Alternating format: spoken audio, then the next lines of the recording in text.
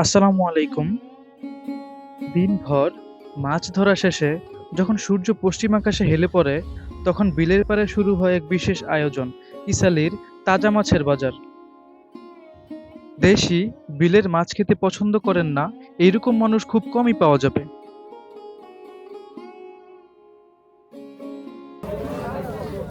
কাকা, মাছগুলা এখানে মানে কোত্থেকে আসে, কিভাবে আসে? এটা আমাদের এখানে যে বিল আছে, আমাদের বিল, এই বিলের থেকে আমরা তোমার গিয়ে ধরি, ধরে তারপরে বিক্রি করতেছি।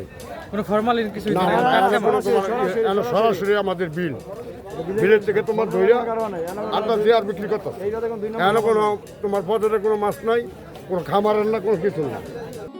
এখানে বিভিন্ন রকমের দেশি মাছ পাওয়া যায়, যেমন ছোট মাছগুলোর মধ্যে পুঁটি, কই, তেলাপিয়া, ট্যাংরা, শিং থেকে শুরু করে বড় মাছের মধ্যে রুই, কাতলা ছাড়াও আরো অনেক রকমের মাছ এখানে পাওয়া যায়। নিজে ধরে নিজেই বিক্রি করে নেন। কি টাইপের মাছ বেশি পাওয়া যায় এখানে? তেলাপিয়া বেশি পাওয়া যায়। আচ্ছা, দেশি মাছগুলোই বেশি পাওয়া যায়।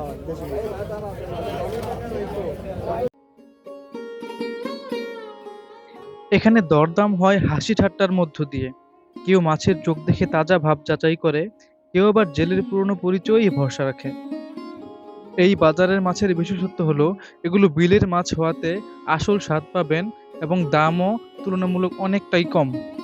বিকেলের এই ছোট্ট বাজারটিতে নেই শহরের কোনো হট্টগোল, আছে গ্রামীণ প্রাণচাঞ্চল্য আর বন্ধুত্বের হাসি। বাজারটি একদম বিলের পাশেই। জেলেরা এখান থেকে মাছ ধরেই বাজারে নিয়ে আসে বিক্রি করার জন্য। এই বাজারে মাছের পাশাপাশিও পাওয়া যায় বিভিন্ন ধরনের শাকসবজি ও ফলমূল। এখানে শাকসবজি, ফলমূল আর তাজা মাছ সব একসাথে মেলে, আর মেলে মানুষের গল্প। আর গোবর, এই জৈব সার এই সমস্ত ব্যবহার করি। ঘরোয়া উপায় করা হয়। হ্যাঁ, ধন্যবাদ কাকা। বাজারটি রাজধানীর এয়ারপোর্ট থেকে মাত্র 18 কিলোমিটার দূরে অবস্থিত।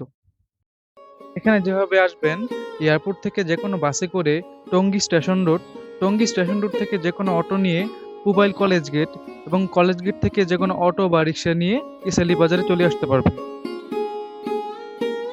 ইসালির বিকালের এই মাছের বাজার শুধু লেনদেনের জায়গা নয়, এটি বিলের পাড়ের মানুষের একটি মিলন মেলা, জীবনের অংশ আর স্মৃতির ভাণ্ডার। আজকে এই পর্যন্তই। আসসালামু আলাইকুম।